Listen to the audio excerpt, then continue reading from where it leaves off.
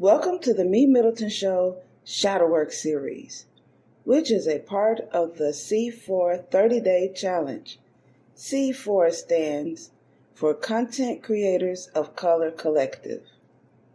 For each day during the month of February, we will go over a shadow exercise topic to help us take a necessary look at the not so pleasant yet important side of ourselves that we have hidden in the shadows.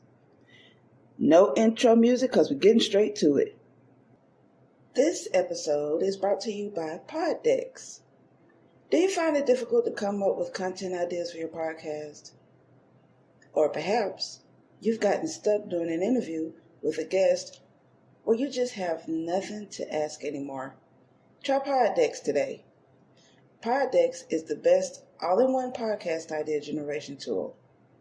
You get everything from episode ideas to interesting conversation starters for interviews, engaging discussions for your live streams, and even social media content ideas.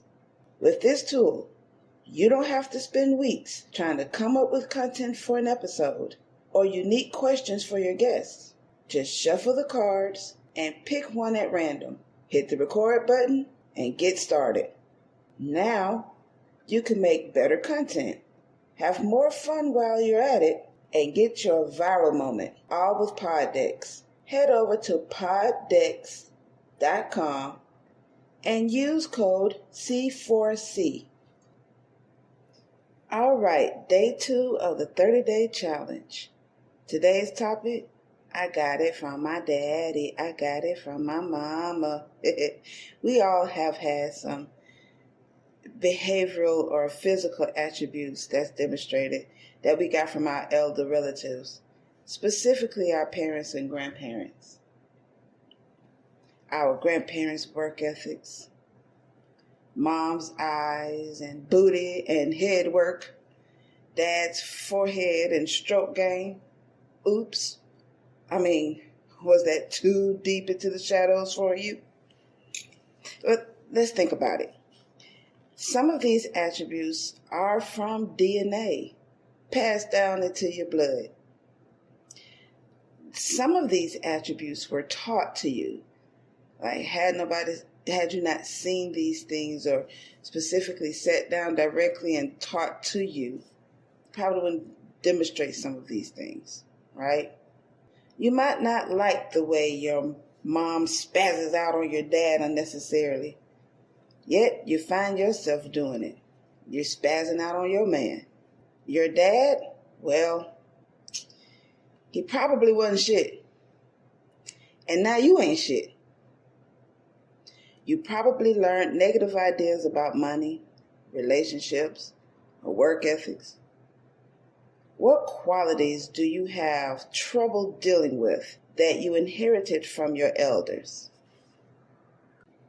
So, as I sit back and think about my personal life and think about some of the things that I don't like that I've demonstrated, things that I don't like that I saw from my parents that I'm demonstrating, when I realized some of these things, I clutched my pearls.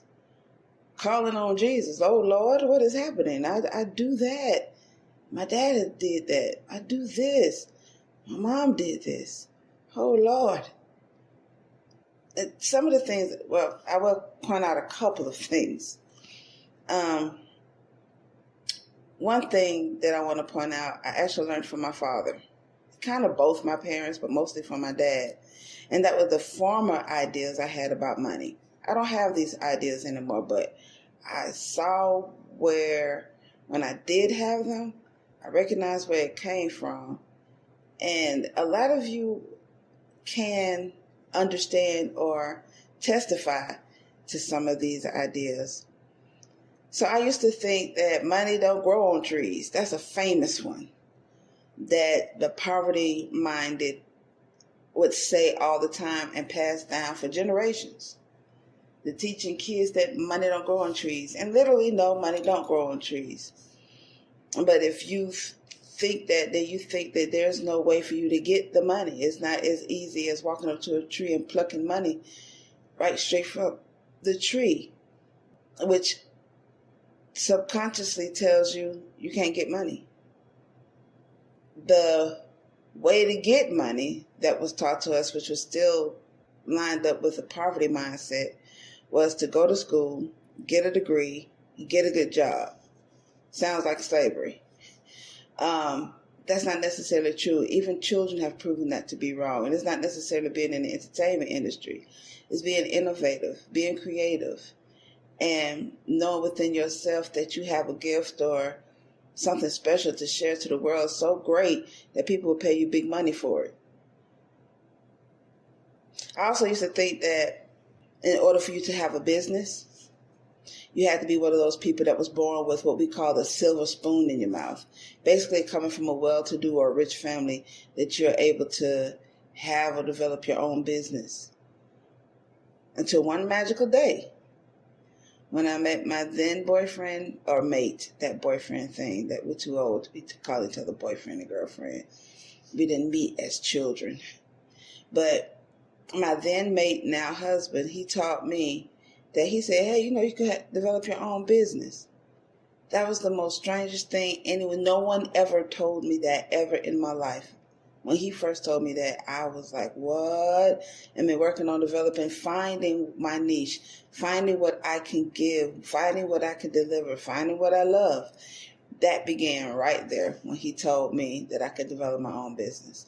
And I give thanks to my husband for telling me what I could do, because I thought only well-to-do people can do that. Poor people can't do that.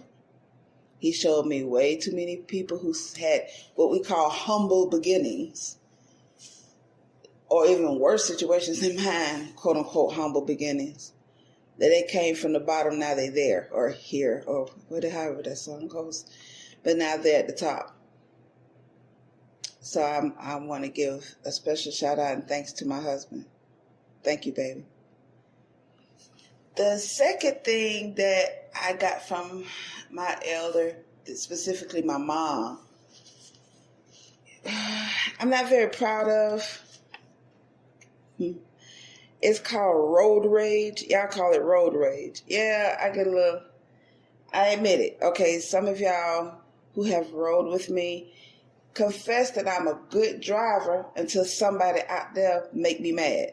And I think no one has ever complained about my driving. People still ask me for a ride. However, there were no complaints about my skills behind the wheel.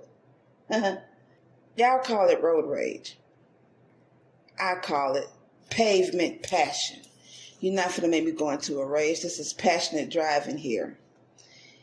And this passionate driving comes from when people do stupid stuff on the road trying to kill each other for the sake of trying to get somewhere instead of trip planning or doing better behind the wheel, or taking care of your vehicle optimally so that you can prevent certain strange things from happening on the road.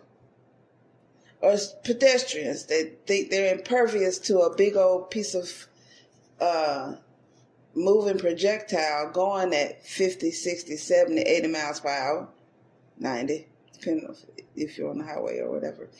And they walk out into the street or do strange things, or they're walking with their cell phone, or people who are operating these fast projectiles while in the phone. I think that's the dumbest thing on the planet to do. Or people swerving on the highway while they're in their phone instead of paying attention to the road, trying to swerve and hit other cars and create an accident or kill somebody or themselves. Just by thinking about it, I'm about to go into a pavement passion. We're not going to be calling me raving or raging. So yeah, for those two very light examples of things that I picked up from my parents, there you go. Former ideas about money, and I'm sure a lot of you share that same sentiment. And some of you, I'm sure, got a bit of pavement passion as well. We're not going to call it road rage. So, what are some of the things that your parents demonstrate that get up under your skin, or that you don't like or don't approve, or that you notice you're doing it? Care to write it out and discover those things? You ready to do it? Are you sure you're ready to do it? Okay, let's go. Wasn't that fun? Did you learn anything? Did this episode stir up any questions, comments, or concerns? Send them over to MeMyddleton@gmail.com or leave a message on our website at www.helpbyevina.com, and I'll be more than happy to respond.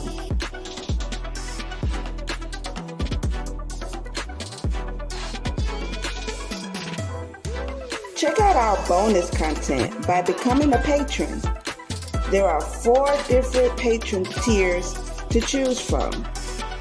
This is to help upgrade our equipment. So, don't miss out on exclusive episodes and wonderful rewards for your patronage.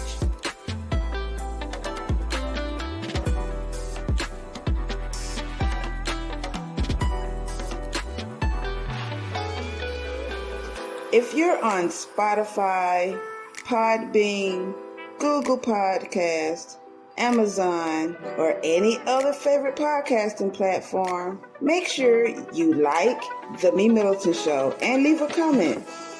Tell us how much you love the show, what you don't like about it, how we can improve, and how we can be challenged.